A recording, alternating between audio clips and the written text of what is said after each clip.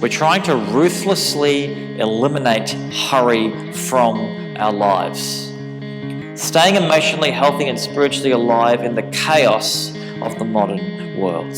What does that actually look like for us? You think the life you're living is normal, but it's not. We are living a very chaotic life.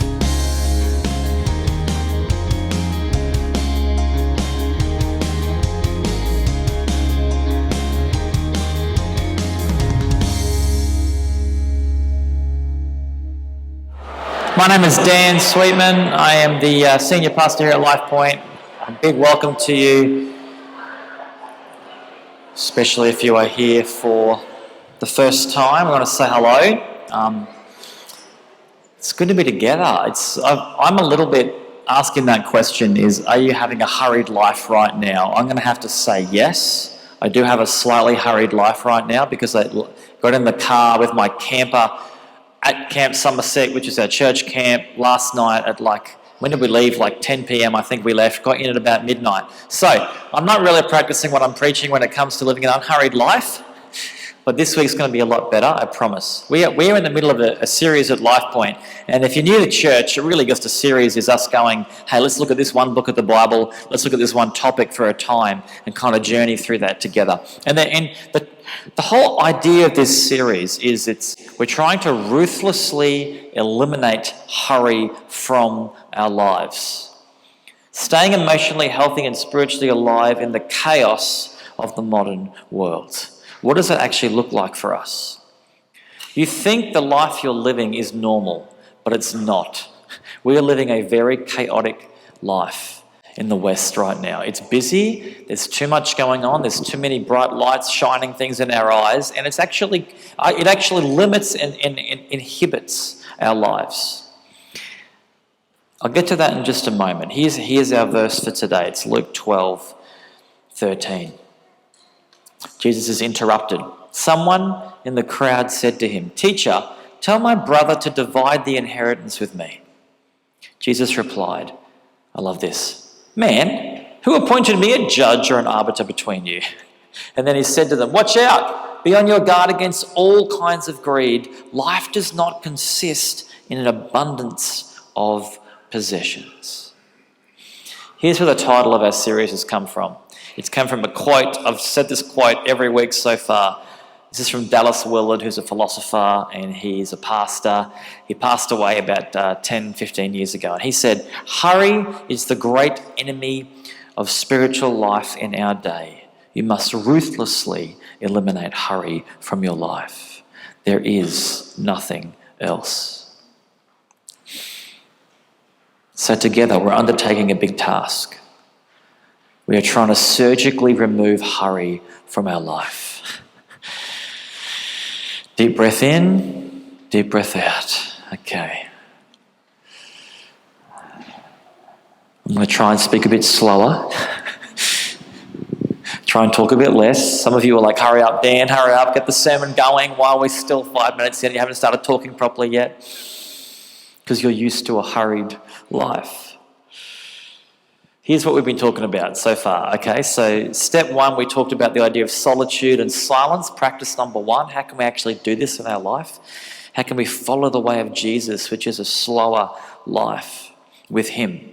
Practice the idea of just being with him in silence, spending at least 10, 20 minutes. Some people do it for a whole hour.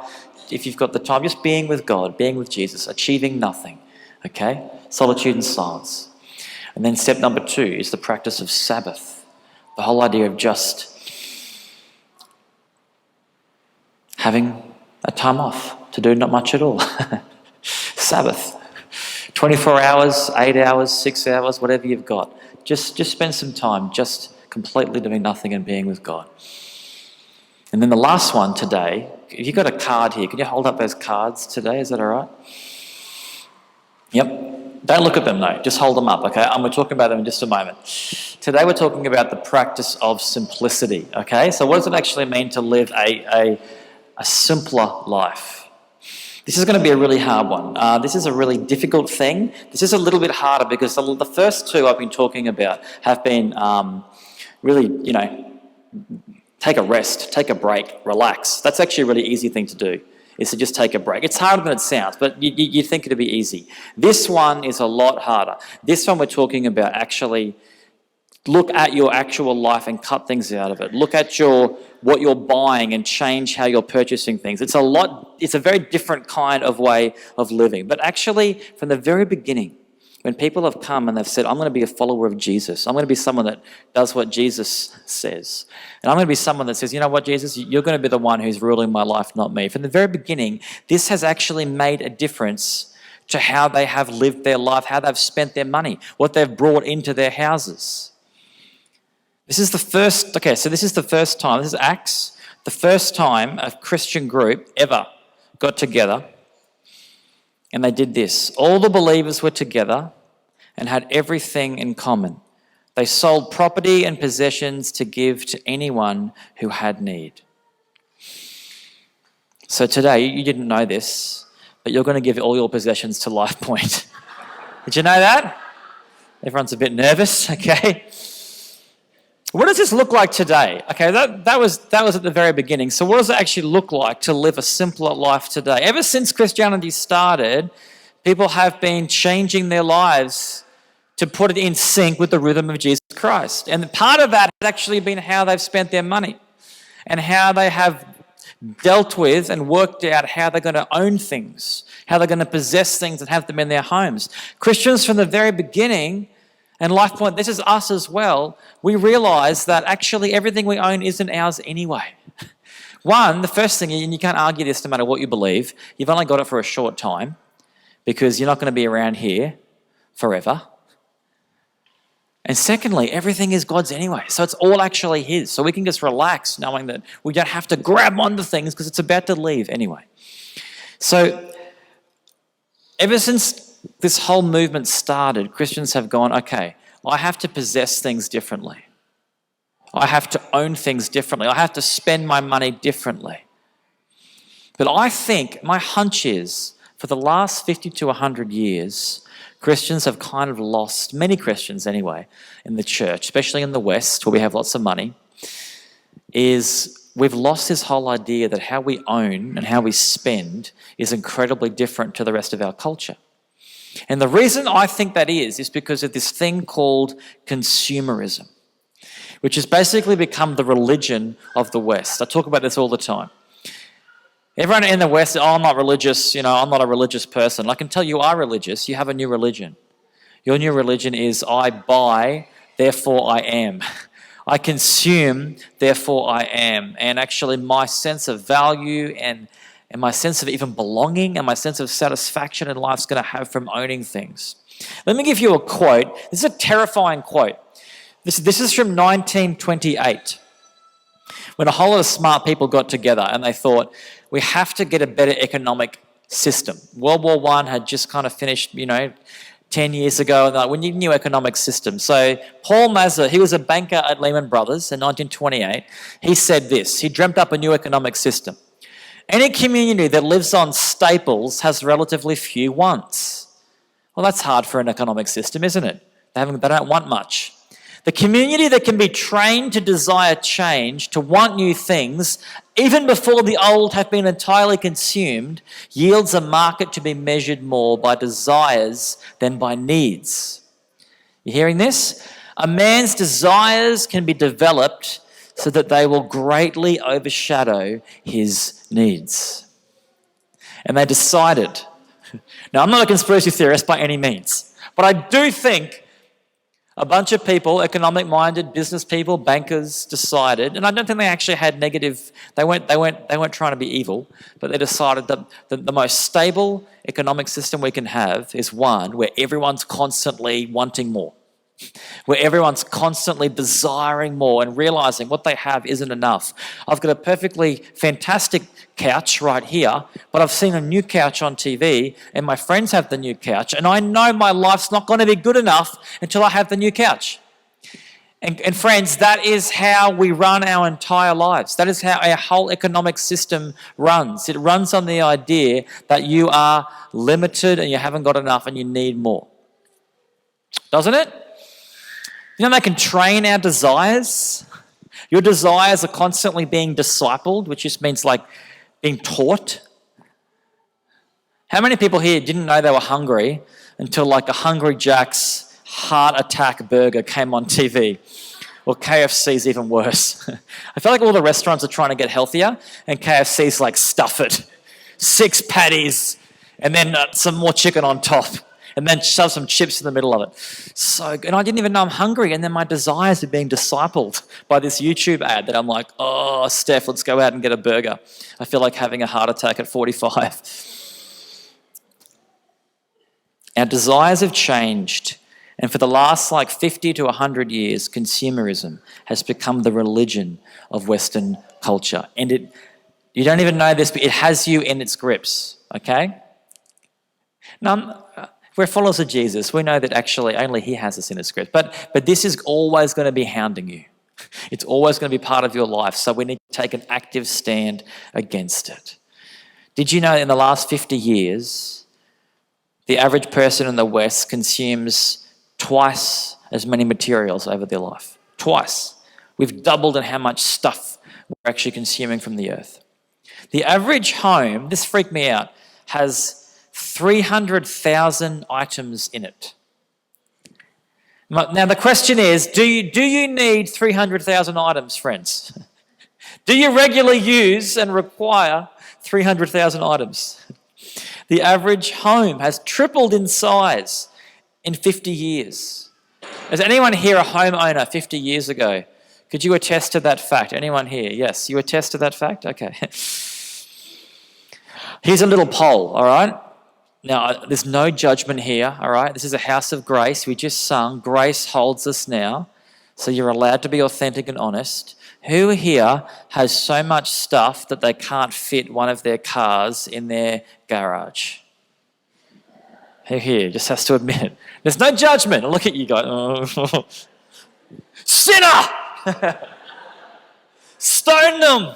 Where's their simple life? No, yep. My hand's up too. I'm joking, by the way. Steph's here. Tell them you're joking. I am joking. Kind of. Because here's what Jesus says. Jesus talked a lot about money. We just heard it before. Around 25% of what Jesus taught was about possessions and wealth and greed and money. Okay? Can you imagine if we were a church that did that? Every 4th week, there's a money talk. Between January and March, we're only talking about money every single Sunday. That would be a Jesus-like church. You wouldn't want to come. He talked so much about this because he knew what a problem it would be for our freedom and our joy. So this guy comes up, we heard the verse before, and he's like, I've got an issue with my brother. He won't give me my share of the inheritance. And Jesus, he's so wise and discerning. He sees straight away, this is not what you think. I reckon some of the conflicts in your life, they're not what you think they are about. He's like, this is not about a family conflict. This is not about justice. This is about greed. He says, man, who appointed me a judge or an arbiter between you? And then he said to them, and this poor guy, I reckon he was probably pointing to the guy. This guy's just asked a question, and he points to the guy and he says, watch out. Be on your guard. That's an active thing to do against all kinds of greed. Like, don't be like this guy. He's let his guard down, and now greed is ruining his life. It's ruining his family. It's ruining his relationship with his brother. Because what? Life does not consist in an abundance of possessions. See, consumerism says, FOMO. Consumerism says you should have a fear of missing out. If you do not have that nice shirt, or you don't have enough of this or that in your life, you don't have the greatest phone, or you haven't got that great holiday, or you haven't got a good house, if you don't have that, you're going to be missing out. But Jesus flips it. He actually says FOMO. He says, if you have too many possessions, if you actually think that you're going to get life out of your money and what you own, you will miss out. He flips FOMO. Do you see that? It's like you're actually going to miss out. You're going to miss out on life itself if you follow the religion of consumerism. And I think consumerism is so sneaky and so dangerous because it doesn't say that what it is. It doesn't like have a church service. Welcome to the church of consumerism, everyone. Everyone take out your credit cards, wave them around, bless you, bless you. It doesn't have that. It does it in a way that we don't even think we're being discipled. We don't even think that it's taken over our lives, but it has. It does this to our kids. Like, has anyone here heard of a drink called Prime? It's like this new drink. It's like taken over. Probably most of you haven't heard of it, but it's this new drink. I've got a 10-year-old, and it's crazy. He's like, I don't even know where he's seen ads for this drink. But he went away last week on a trip because he's 10 years old and his grandparents took him to Taronga Zoo. Crazy for his 10. I never got that, and they were my parents. But anyway, they took away Zeke for his 10th birthday to Taronga Zoo. And Mum sends us a message, and she's like, we gave him $30 to buy a treat while he's down there for his birthday. And she goes, Zeke's just bought 2 bottles of Prime with his $30. It's like an energy drink. And I'm like, what do you mean 2 bottles? Like, they're $15 each. It's a bottle of, it's like Red Bull. It's like, 1, why would you let a kid have that much caffeine? 2, $15 for a drink. And I asked Zeke why. He's like, it's the coolest drink ever, and all my friends have it. And so now he's like, he's already drunk it, but he's carrying around the bottle to show people. You know what I mean? Like, he's already been discipled into consumerism. I don't know where he's even seen this. But he's already been taught, Zeke, bro, if you have the right drink, life consists in an abundance of Prime. We get discipled from a very young age. And so there's this practice I want us to really think about when it comes to the ruthless elimination of hurry, called simplicity. The practice of simplicity. Watch out. Let's actually do this together. John Mark Comer, he wrote a whole book about this. He said, simplicity, his definition, simplicity is limiting the number of our possessions, expenses, activities, and social obligations to a level where we are free to live joyfully in the kingdom with Jesus. Simplicity is the way of shaping our lives to create margin, to receive the love of God, and to be able to have enough margin then to give the love of God to others. And it's really simple. It's only 2 things you need to do to practice the spiritual discipline or the Jesus habit, the Jesus rhythm of simplicity. 2 things you need to do. 1, limit how much you own. And 2, practice generosity. Because now you've got something left over. Now you haven't actually spent all of your money. You've got margin. You've actually got something you can give out. Jesus talked about this all the time. He very famously in Luke 12:33, he said, sell your possessions and give to the poor. Provide purses for yourselves that will not wear out, a treasure in heaven that will never fail, where no thief comes near and no moth destroys. He wasn't trying to say, this is a really, really awful thing to do. You're going to hate it. He's like, I've got something way better than consumerism. I've got a simpler, more beautiful, more generous life for you. Now, what does that look like practically? I'm going to admit, I was discipled, this is me being honest, friends, I was discipled in the life of consumerism from a very young age. And this is not an area of my life I'm going to get up the front and say, smashed it, I'm so good at this, imitate me as I imitate Christ, okay? 99% of my life's perfect. Here's the one area you found that's not. Most of my life is not. But this is an area that Steph and I have talked about a lot. This whole idea, in kind of in the secular world, if we're not talking about kind of church stuff, a lot of people are talking about this sometimes too. Have you ever heard of minimalism? This whole idea of actually owning less. It's sometimes called minimalism. I prefer kind of this whole idea of just living simply. But it isn't an area I have a huge amount of experience and expertise in. We're learning. We constantly go through and donate things and try and clear out our lives and clear out the clutter and say, hey, how can we live on only 70% of what we actually earn? So we've got more to give away. How can we do that? So today, to kind of finish up, I don't want to talk anymore. I think you've heard enough of me. I actually want to talk to someone who is doing his best to live this out, who is a bit of a minimalist himself, and he is incredible at this. We're going to hear from him. We're going to hear his story. His name's Lockie McLean. So can we please welcome Lockie up? A good friend of mine. Lockie is a chaplain actually at Grace Caboolture. And so he's kind of coming to work today, the poor thing. He's lives a pretty cool life we're going to hear about in just a moment. He's also a trained church planter.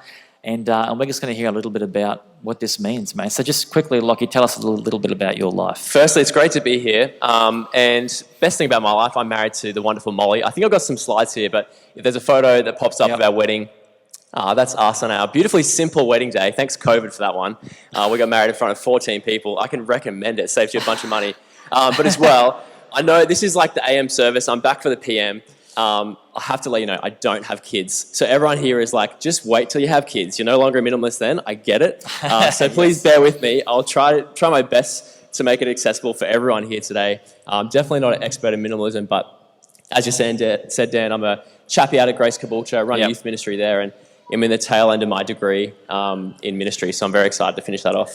Good stuff. Thanks for being with us, mate. Now, before we go any further, when I asked Lockie to come up here and do this, he looked like a crazy hippie, I will admit. Look, do we have a photo of Lockie from a week ago?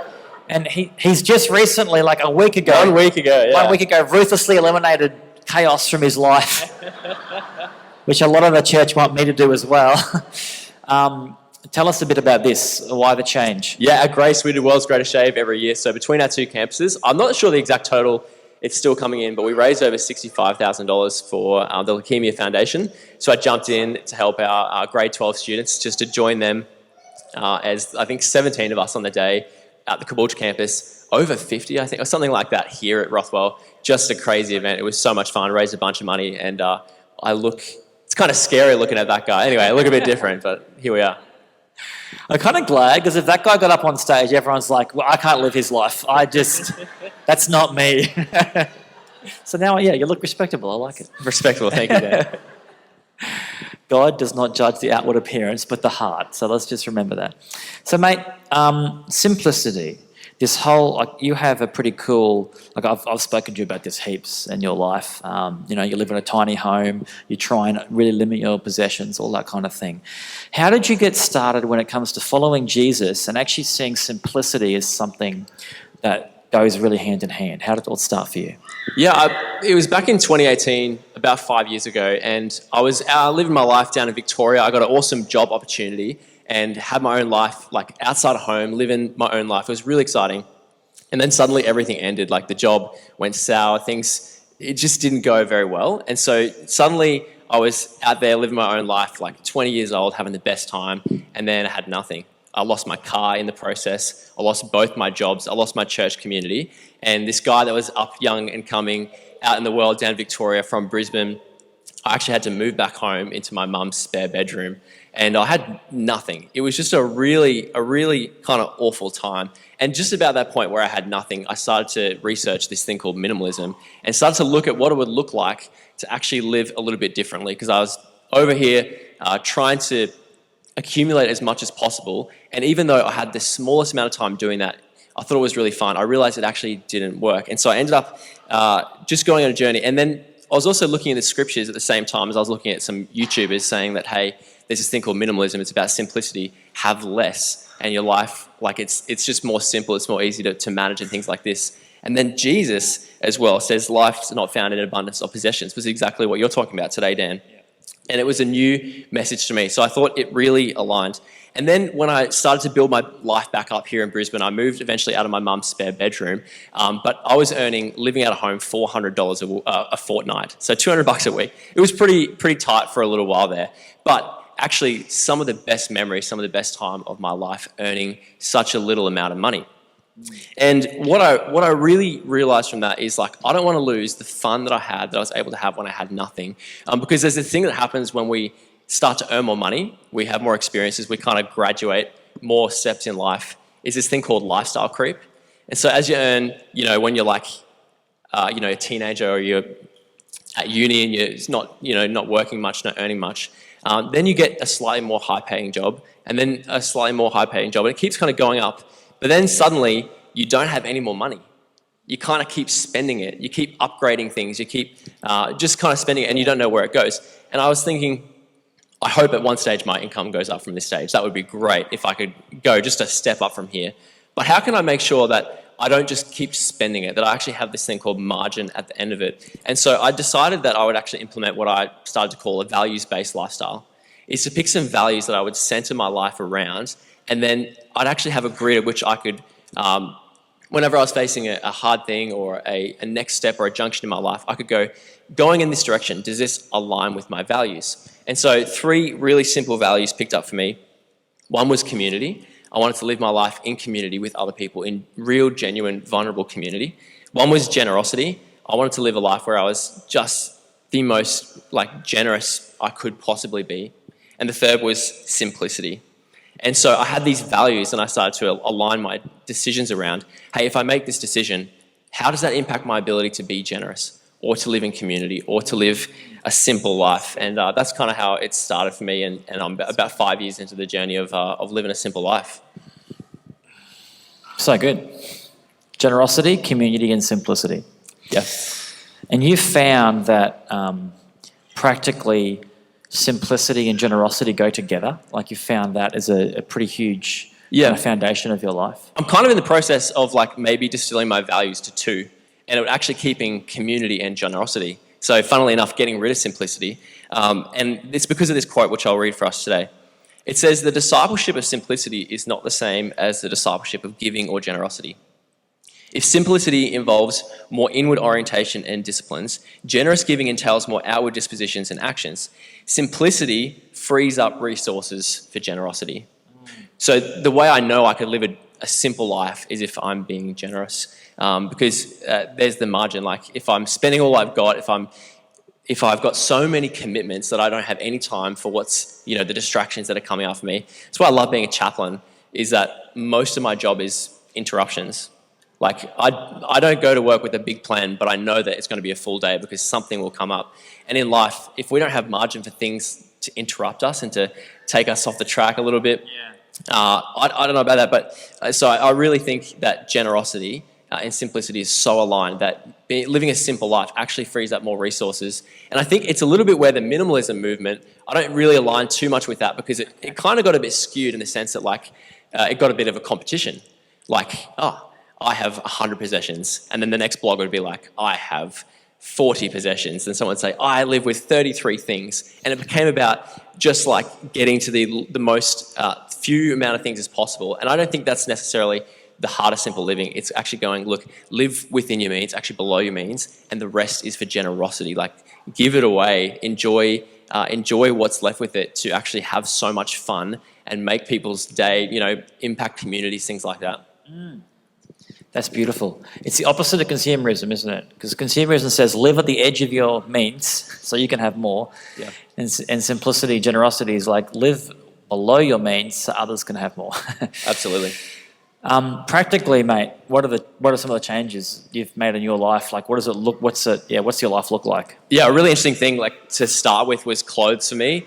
You probably all can think of 10, 20, maybe 30 items of clothing right now, even as you picture your own wardrobe, of things that you've just kept onto that you don't like wearing, or you're not going to pick if you had your first choice there. All right, so I just got rid of a bunch of clothes. I did the whole thing of buying 8 of the same t-shirt and wore those for 3 years straight, just wearing basically the exact same thing every day. That was a bit of fun, but essentially it moved from one thing to the next, and as we talk about more practically, you don't have to copy anything I've done. Please don't. You don't need to do that at all.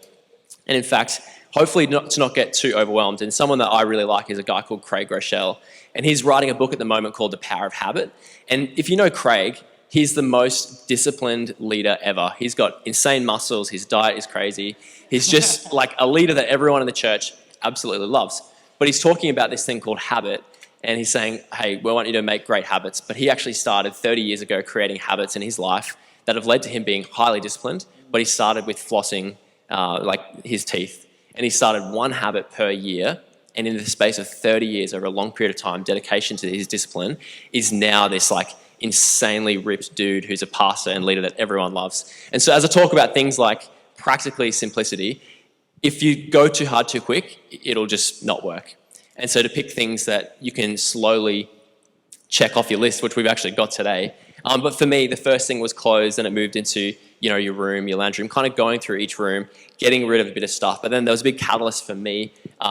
We bought a tiny house, and I think there's a photo coming up here. But this actually forced us to get rid of 80% of our possessions because we live in a 2.4 metre by 7 metre house that's on wheels, that's transportable.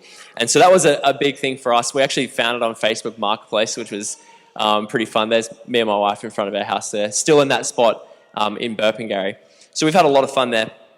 But some other kind of like practical things, this has meant that we get to live in community. So we live on a really good family friend's property, and we share meals together. We share, I say share possessions. We borrow a lot. We don't offer a lot in this equation, which is really great. And for me, like, newly married, early in a career and things like this, to live with a family who's got all those things, like a lawnmower and things that we can borrow that we don't have to buy, has just saved Molly and I so much time and money that other people might have to spend. And like, I love the example of a lawnmower, right? Like, how many lawnmowers would be on your street? The probably answer is how many houses there are. Well, how often do the lawnmowers get used? Maybe 20 minutes every 2 weeks. But we all have one. And there's this real sense of community where we are, where we get to share things, as well as sharing bills, which is just amazing. I love that. But this little lifestyle has, helped us every step of the way. Every couple of months or every year or so, we just introduce a new thing. Getting rid of our second car to get a bike was really cool. One thing recently that I'm loving is we got rid of our TV, and we actually physically take it into our garage. And so when we want to watch a movie, it's like a super intentional decision to say, hey, tonight's movie night, not just watching The Office or Friends every single night like we used to. I'm seeing a few nods. That kind of happens a bit. So things like that have allowed us to just make more intentional decisions. And I love that we're in part 3, simplicity, but Sabbath and silence and solitude have been such a big part of our journey, as we've had more margin to spend on a Saturday as our kind of Sabbath, and then in the morning and the evenings as well, to make sure that there's some silence and solitude there as well. Yeah, that's so good. So, okay, so Lockie, you're kind of, 5-6 years into this journey. I'm sitting here, Steph and I are listening, a bunch of people here in all different life stages. We've got 3 kids. They've all got a bike. They've all got 58 pieces of clothing. They've all got toys. We've just got stuff in our life. And then Dan gets up and Lockie gets up and starts talking about simplicity and living within your means, and cost of living skyrocketing. So it's like, even if I tried, I'm living on the edge right now. This is pretty much, a lot of us are living in this kind of place. How do we start? It's a bit overwhelming is what I'm trying to say. I look at that and I'm like, not a chance could I live like that. Where would I put my children? So, how do we get started, at least on this journey? Because we don't want to say, it's just for the weirdos. No offense.